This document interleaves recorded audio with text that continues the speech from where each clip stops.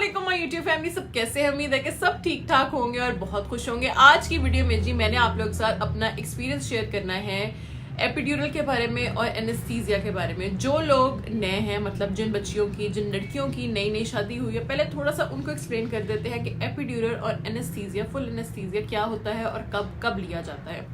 सबसे पहले आ जाती है नॉर्मल डिलीवरी की बात। नॉर्मल डिलीवरी में हमारे पास एक ऑप्शन सिर्फ होती है, या तो हम एपिड्यूरल ले सकते हैं या वैसे ही नॉर्मल डिलीवरी कर सकते हैं। ठीक है, जब सी सेक्शन होता है हमारे पास दो ऑप्शंस होती हैं, या तो हम एपिड्यूरल ले सकते हैं या तो हम फुल एनेस्थीसिया ले सकते हैं। जो एपिड्यूरल होता है उसके साथ क्या होता है कि आपकी पेट से लेके पाँव तक सुन्न हो जाता है, आपको कुछ फील नहीं होता। ठीक है, और जो फुल एनेस्थीसिया होता है उसके अंदर आपको फुल बेहोशी देते हैं ताकि आपको कुछ भी पता ना चले और आप लोग का हो जाए, मतलब ठीक है जी, फुल बेहोशी होती है। सबसे पहले हम डिस्कस करेंगे एपिड्यूरल होता क्या है, कितनी दर्द होती है, कितने इंजेक्शंस लगते हैं, बाद में तकलीफ होती है या नहीं होती है। अच्छा, सबसे पहले जी एपिड्यूरल क्या होता है। एपिड्यूरल जब लेते हैं पेट से लेके पाँव तक का हिस्सा बिल्कुल सुन्न हो जाता है, कोई उसमें फीलिंग नहीं होती और हम होश में होते हैं, सब कुछ देख रहे होते हैं, हमारे इर्द गिर्द क्या हो रहा है, कौन आ रहा है, कौन चल रहा है, कौन बात कर रहा है, सब कुछ हमें सुनाई दे रहा होता है। ठीक है, अब कितने इंजेक्शन लगते हैं? 5 इंजेक्शन लगते हैं रीढ़ की हड्डी के अंदर। शायद कम भी लगते होंगे। जो मुझे इंजेक्शन लगे थे वो टोटल मैंने डॉक्टर से पूछा था, उससे कहा था 5 इंजेक्शन लगेंगे। जो पहले 3 इंजेक्शन है उसकी तकलीफ होती है, इतनी तकलीफ होती है कि जो नॉर्मल इंजेक्शन होते हैं ना उससे 3 गुना ज्यादा तकलीफ होती है।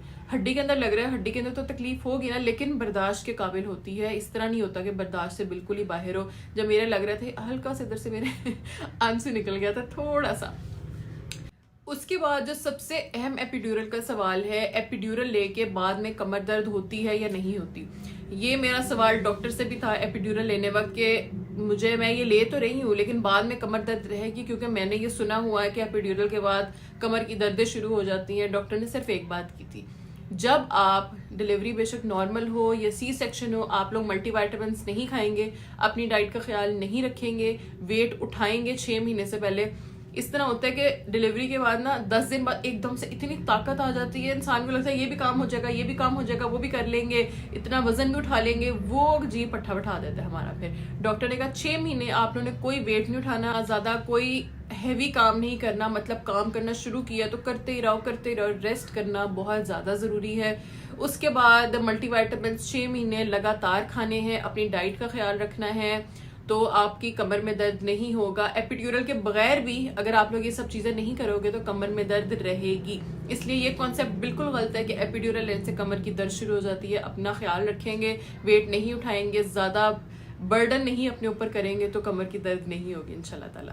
अब बारी आती है फुल एनेस्थीसिया क्या होता है। फुल एनेस्थीसिया में जी कोई होश नहीं होती, ना कोई फीलिंग होती है, ना कोई आवाजें आ रही होती हैं, बिल्कुल हम बेहोश होते हैं और आहिस्ता आहिस्ता 3 से 4 घंटे के बाद होश आता रहता है। ठीक है, अब इसको देते किस तरह फुल एनेस्थीसिया, स्ट्रेचर पे जब आप लोग लेटे होते हो ऑपरेशन थिएटर में, ऊपर से एक मास्क आता है, वो कहते हैं इसके अंदर सांस लो, 3 से 4 दफा सांस लेते हैं और जी गए हम लोग, हमें नहीं पता होता हम कहाँ गए, हम बेहोश हो जाते होते हैं। अच्छा, फुल एनेस्थीसिया से क्या होता है, जो एनेस्थीसिया होता है ना ठंडा बहुत ज्यादा होता है। जब हमें होश आती है तो हमारे गले की ये चीज और हमारी चेस्ट में बहुत दर्द होती है, वो पक जाती है एनेस्थीसिया की वजह से। ठीक है, तो इसलिए अपने साथ आप लोग तूत्सिया लाजमी रखें, गर्म पानी पिए। मुझे फील इस तरह हो रहा था कि शायद मेरा ना हार्ट बर्न हो रहा है एनेस्थीसिया लेके, तो मैंने ठंडा जूस पी लिया था। ठंडे जूस से क्या हुआ, और गला और सीना ना और जकड़ा गया।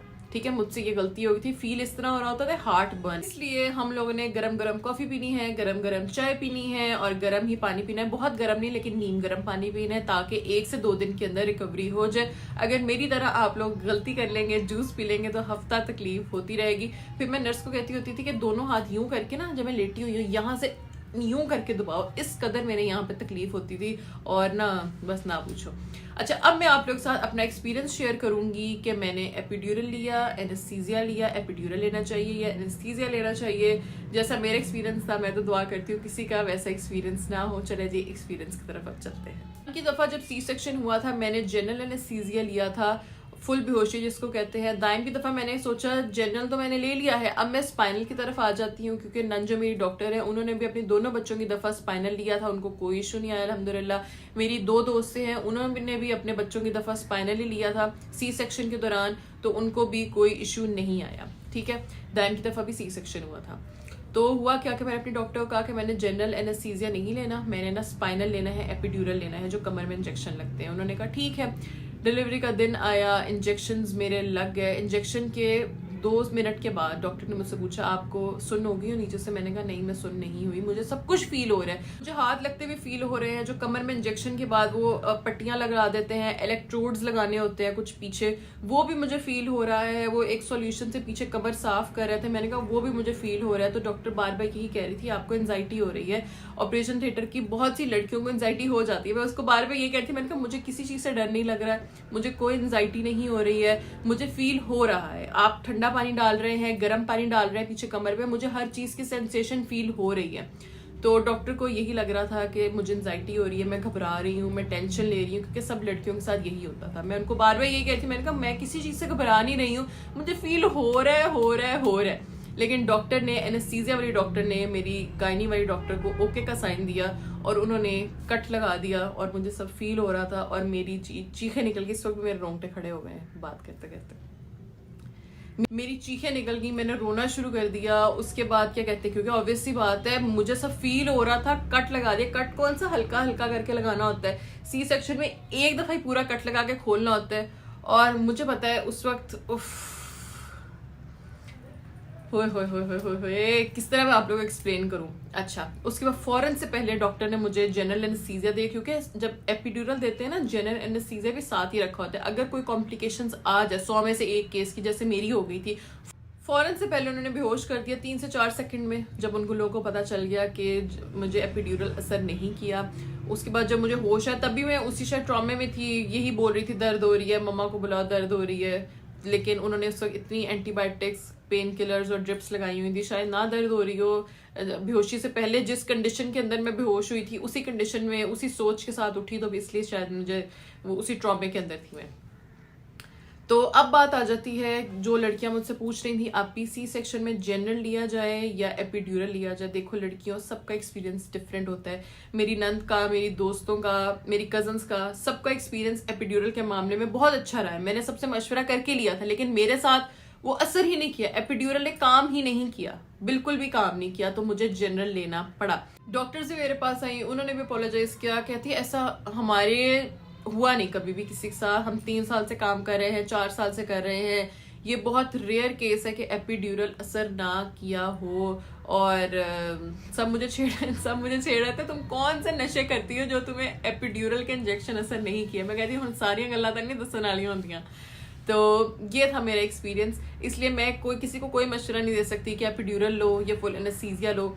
मेरी जो सास है, जब उनका सी सेक्शन होते थे, जब वो फुल एनेस्थीसिया, फुल बेहोशी लेती थी, जब उनको होश आता था तो उनकी 3 से 4 दिन उल्टियां नहीं रुकती थी। ठीक है, मुझे जनरल एनेस्थीसिया में कुछ भी नहीं ऐसा होता था, मुझे एपिड्यूरल असर नहीं किया। इसलिए सबके एक्सपीरियंस अलग हैं, सबकी कंडीशन अलग है, सबकी बॉडी अलग है, सबका माहौल अलग है, सबके हॉस्पिटल्स अलग हैं। इसलिए कोई भी किसी को मशवरा नहीं दे सकता, अपनी दिल की सुने, जो आप लोग को फील होता है कि आप लोग के लिए बेहतर है आप लोग वो करें। इसलिए मशवरा नहीं मैं किसी को दे सकती। अब आप लोगों ने अपनी दिल की सुननी है। उसके बाद जी हॉस्पिटल बहुत अच्छा था, उन्होंने पैम्परिंग, उनकी नर्सिंग बहुत अच्छी थी, जिसकी वजह से ये थोड़ी सी चीज़ ओवरकम होगी। लेकिन मेरी जो मम्मा थी, जब उनको पता चला, मेरे हस्बैंड को पता चला, वो तो बहुत गुस्सा हुए। उनको तो था डॉक्टर किसी तरह मिल जाए और हम कुछ कर दे उनका। लेकिन फिर मैंने उनको समझाया, मैंने कहा डॉक्टर्स की भी कोई गलती नहीं है, मेरे पे असर नहीं किया, सब पे करता है। उन्होंने अपोलोजाइज भी इतनी दफ़ा कर लिया आके और माफिया वगैरह भी मांग ली। तो अब लड़ाई छड़ाई करना बनती नहीं है, रफा दफा करो, छड्डो जी इस मामले में, जो होना सी हो गया और टाइम हो गया, अल्लाह का शुक्र है। ये थी जी आज की वीडियो। मैंने आप लोग के साथ अपना एक्सपीरियंस शेयर कर दिया, जो कि बहुत देर का पेंडिंग था, ऑलमोस्ट 3 महीने होने वाले हैं। और जो माएँ बनने वाली हैं उनको बेस्ट ऑफ लक, घबराना नहीं है, परेशान नहीं होने। टाइम यूं करके गुजर जाता है, पता भी नहीं चलता। अब मुझे याद भी नहीं है, याद जब करती हूँ तब तो याद आता है, वैसे कोई याद नहीं है क्या हुआ था, कितनी तकलीफ हुई थी, कितनी दर्द बर्दाश्त की थी। और इससे सब औरतें गुजरती हैं और इसलिए परेशान होने कोई बात नहीं है। और दुआ करते रहिएगा, अपना ख्याल रखिएगा, अपने सब घर वालों का ख्याल रखिएगा। आऊँगी मैं अगली वीडियो के साथ, तब तक के लिए जी रब रखा। कमरे में बोलो, हाँ ले जाओ।